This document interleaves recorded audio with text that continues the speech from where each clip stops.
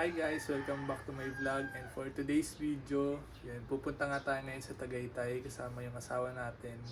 Magre-rides tayo gamit yung motor. So, samahan nyo kami guys, and kita-kits tayo mamaya sa biyahe papunta doon. So ayun guys, nakalabas na tayo ng bahay. So nandito na tayo ngayon palabas ng village namin and nakaalis din.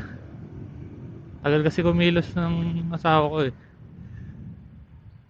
So syempre, normal sa mga babae na ganyan, ang tagal kumilos. Hindi ko alam bakit sobrang tagal kumilos ng mga babae.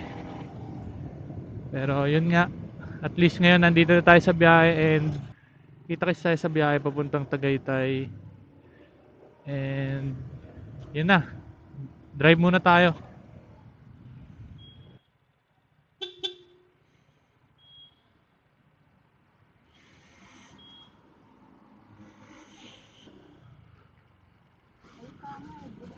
So yun nga, wala daw gas and naghihintay pala tayo doon ng wala namang lalapit talaga sa atin kasi nga wala pala silang gas. So yun nga, hanap tayo ng ibang gas station para makapagpagas muna tayo kasi 2 bar na lang tong gas natin eh. So marami namang gas station dito. So yun nga, nandito na kami sa Binyan ngayon. Kasi ang daan natin is pa Santa Rosa tapos yun na. Dire-diretso na yun ng paakyat ng Tagaytay. A few inches later. Premium at 200 lang. So yun, nakapagpagas na rin tayo guys and yan, para dire-diretso na rin yung biyahe natin papuntang Tagaytay. So mamaya magko-connect na kami ng intercom ng asawa ko. So para makapag-usap din kami habang nasa biyahe. So ayun na nga guys, nandito na tayo ngayon sa Nuvali. And mga ilang minutes na lang nandun na rin tayo sa Tagaytay ngayon. So yun nga, bakit nga ba kami nagkayaan mag-rides pa Tagaytay ngayong linggo? So ito lang naman yung sagot dyan guys, kasi nga last week pa talaga namin dapat balak mag-rides, kaso lang talaga napaka-swerte. Kasi buong linggo nung last week na yon, napaka-araw, tapos nung Sunday na magre-rides na dapat kami, walang ya, biglang umulan ng umaga. So ayun, baka hindi talaga nakatada ng mag-rides kami ng linggo na yon. So nauwi kami na sa pag-aalaga ng bata. So ngayon natuloy na, yun nga. Buti hindi umulan kanina, kaya natuloy kami ngayon. And kaya naman din talaga ako nagpilit na mag-rides kami is, ayun nga, so madalas talaga nasa bahay na lang yung asawa ko sa pag-aalaga ng bata. So kumbaga ito na rin yung ano namin para mag-unwind kasama siya.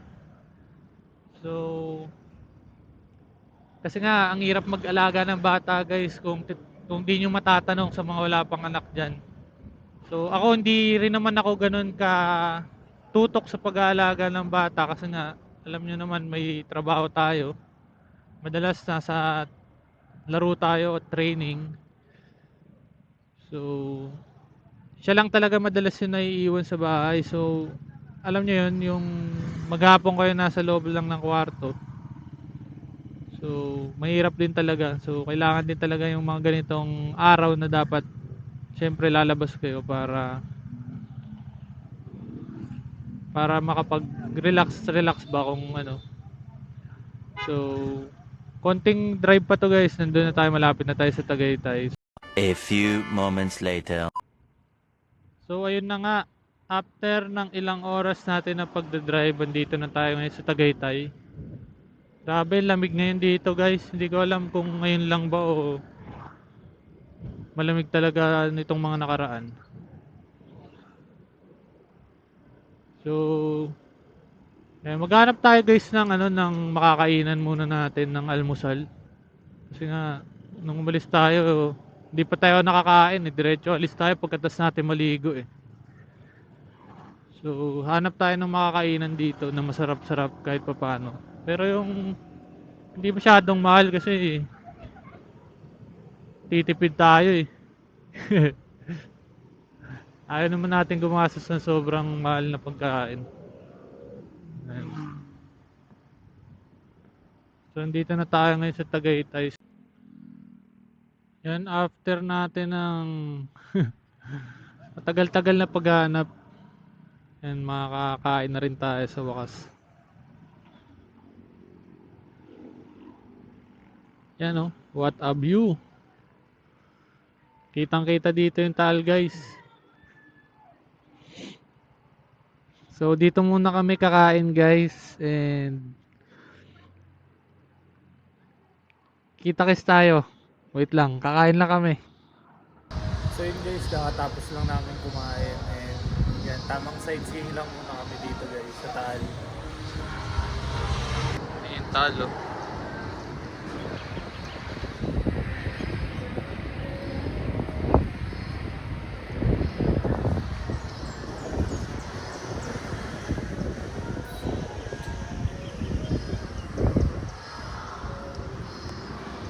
One eternity later. Tapos na tayong kumain, and next stop natin is papunta na tayo ng Calaruega Church.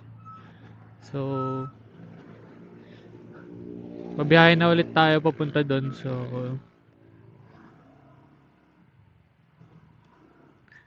tara na, biyahe na tayo guys. So 8:30 na ng umaga. So darating siguro tayo sa Calaruega Church ng mga alas 9. So sakto lang yun, habang papababa pa tayo ng natin, kinain. Ayan. So hindi pa kasi nakakapunta doon yung asawa natin, so ipapasyal natin siya doon. So sama muna ulit kayo sa amin sa biyahe, and enjoy lang kayo dyan guys sa pagnood and pag tingin sa paligid. So malamig pa rin hanggang ngayon dito sa Tagaytay, kahit na bandang 8:30 na. So yun nga, yung Calaruega Church is dito yan sa may bandang Nasugbu na. So dito tayo pumunta kasi medyo doon sa kabilang side, sa may papunta ng People's Park, is lagi na kami nakakapunta doon dati. So dito naman para maiba. So kita-kits tayo pagkadating namin doon sa Calaruega Church.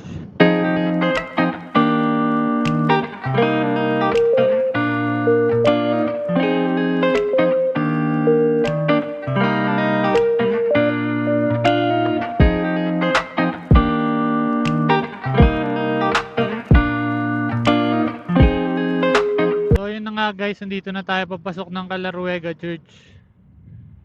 So di ko lang sure talaga kung bukas ba ngayon, or baka kasi may kinakasal sa simbahan ngayon. Kasi madalas talaga yung church na to ata is maraming kinakasal dito eh. Pero hindi ko lang sure ngayong Sunday. So tignan na lang natin. So yun guys, ang ganda ng papunta dito sa Calaruega. So yan, kung nakikita nyo yung paligid, ayan, papakita ko sa inyo yan. Ito yung paligid ng Calaruega Church. Ayan, medyo malubak lang yung kalsada dito, pero goods naman, kaya naman ng mga motor. Ayan, ang ganda ng mga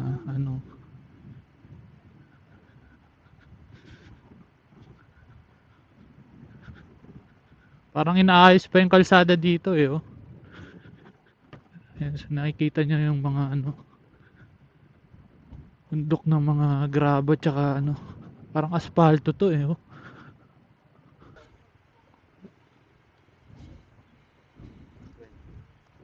after ng ilang libong lubak, dumating din tayo dito sa Calaruega Church.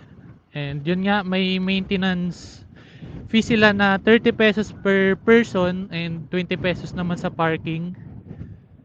So hindi ko lang alam saan tayo pwede mag-park dito, kung sa baba pa ba or dito na lang sa unahan. A few inches later. So yun guys, nandito na tayo sa Calaruega Church and tamang ikot muna kami ngayon dito guys.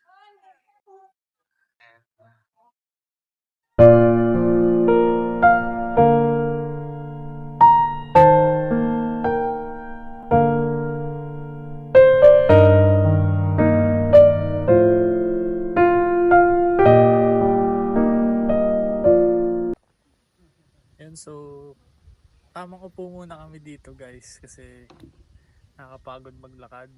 Kita nyo naman yung paligid namin. Yan, ang ganda dito guys sa Calaruega Church. So yan, yun yung paligid. And then pababa yung daan kasi dito eh. And ang daming lakad na kailangan gawin bago makapunta dun sa mismong church. So yun yung asawa natin guys, tamang emote siya. And maya lakad na rin tayo papunta doon sa church.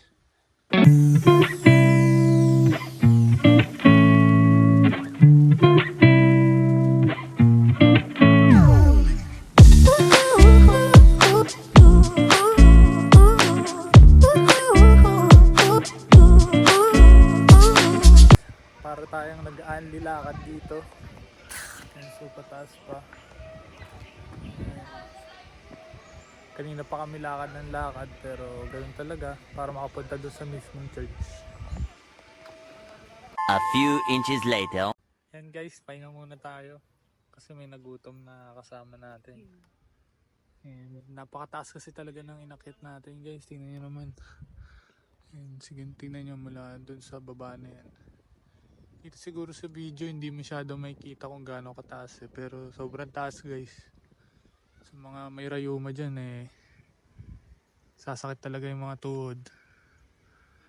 Yan. Yan pa, pataas pa kami dyan guys. So, iinom muna kami ng buko. And mamaya, balik ulit tayo sa pag-akyat. Wakas, narating na rin namin yung pinakataas nung Calaruega guys.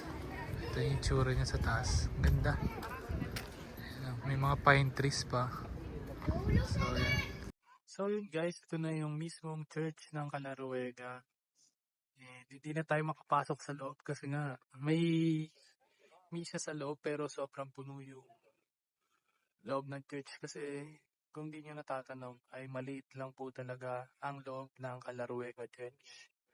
So yun, dito na lang tayo pumunta sa gilid and after dito is bababa na kami papunta ng parking and yun na, uwi na guys. So yun, after ng ilang akyatan, ayan, natapos din tayo dun sa Calaruega Church guys. So pabalik na tayo ngayon ng San Pedro Laguna and ito na, palabas na tayo ng Nasugbu. So yun nga, sobrang ganda na nung lugar kumpara nung una kong punta dun. Naliligaw-ligaw na nga ako kanina kasi sobrang daming bago eh. Dati kasi yung mga ano dun, mga bago ngayon is wala pa talaga yung dati. So napakaganda ng mga improvements ng lugar. So yun nga, samahan nyo kami dito sa kalsada ulit papunta ng San Pedro Laguna. So yun guys, may trip muna kami dito sa Starbucks si Raya kasi gustong magkape ng kasama natin. Dito muna tayo guys.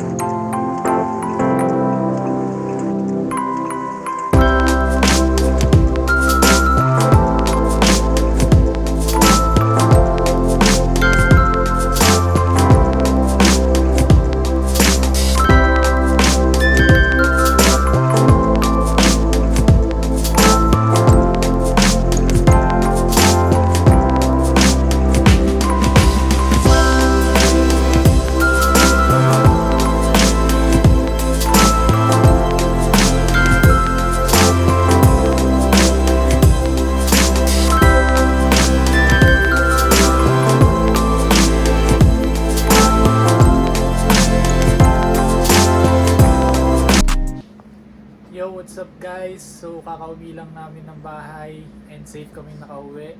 And yun lang. Gusto ko lang sabihin na sobrang saya ng araw na to kasi nakapag-date kami mag-asawa.